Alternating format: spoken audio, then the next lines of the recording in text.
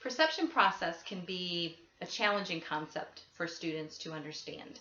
So I'm going to explain it, and then I'm going to give a couple different examples, and hopefully this will help you understand it a little bit more. So the perception process is really how we make sense of things, how we interpret what's happening around us, how we make judgments of things.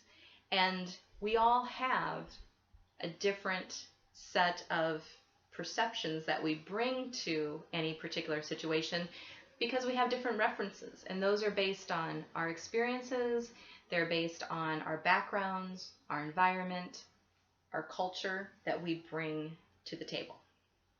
This is why there can be a lot of communication errors when it comes to perception. So there is a perception checking process, and that involves 3 steps. The first is selection, organization, and then interpretation. So the first is selection. We need to select something to focus on. Okay? Again, we're in a society where there's a ton of stimuli coming at us at one point. We have to pick one. And I know some of you think you're really good at multitasking, but we know research tells us we really can't multitask. So you have to pick one thing to focus on. Then you need to organize this in your brain as to what is happening. So you may think back to past experiences. Have I seen this before? Have I felt this before? Is this familiar to me, or is this a totally new experience? And help your brain wrap its mind around organizing this and what's happening. It could be something like proximity that you use. So if I see 2 students walk into my face-to-face class, they walk in together, they sit down together, they start talking with one another right away together, I could assume, based on proximity, that they're friends with each other, that they're acquaintances already. You might want to think about similarities and differences in this particular scenario. So first we've selected it, now we've tried to organize it in our head, and finally we need to interpret it. What does this mean? So based on our past experiences, based on behaviors, what is the frame of reference that we're going to use to interpret what we are seeing and then perceive it? So let me give you a couple examples. First of all, let's say in a face-to-face class, I was lecturing and I look at a student and they look tired, they look bored, they're just not connected with me at all. So first of all, I select that student, one student, to sort of try to get some perception going on, right? I organize it in my head. Okay, so has this student looked bored before? No, this is a student who is always really engaged. Is this student sad? No, they're usually kind of happy-go-lucky, really involved. And then I may say, oh, wait a minute. Like 2 weeks ago, this student had told me that they were going to have this simple little procedure done. It probably wasn't going to be any big deal. I wonder if that's happened and maybe they're just extra tired from that. Okay, so my head is organizing all of these different scenarios and kind of collecting the research and the information, and then I'm going to interpret it.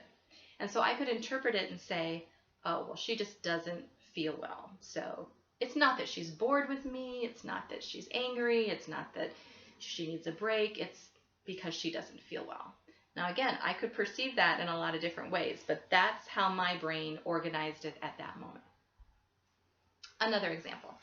I work out in the morning at a fitness center, and usually the people who come in, they swipe their fob, card, and they're usually in t-shirts and shorts and sweatpants and headbands, and they're there to work out. One morning I see a gentleman walk in, he swipes his card, gets inside, he has jeans on, a work shirt, boots, so he doesn't have tennis shoes, he's got a bag with him. He walks in and goes directly to the bathroom. 10-15 minutes or so later, he comes out, clothes are changed, and he heads back out the door. Okay, so selection, I'm going to choose this gentleman because something isn't quite right here. It doesn't make sense, okay? I'm going to organize from my past experiences. My past experiences tell me that people like that don't walk into a fitness center. He's not dressed right, doesn't look right, So something isn't right here. Okay, and I'm organizing in my brain based on my past experiences. This doesn't make sense. Then I interpret it. Okay, so what does this mean? This gentleman doesn't belong here, right? I could interpret that. I could interpret it that, he has a key, so maybe he does pay each month. I don't know. But that's the perception process. And then we need to check it out to determine whether we're right or we're wrong. Just to finish the story, I did find out that this was a truck driver, and he would pay to be a part of the fitness center so that when he would come through that area, he could actually take a shower, change clothes, and get back on the road again. So it was kind of an interesting conclusion there. But the perception checking process was really important because it could have gone in a lot of different directions. And depending on my own experiences and background, I could have interpreted that in a lot of different ways. So perception process is really important. It is a confusing concept. So if you have any questions about it, you know how to reach me. Thanks.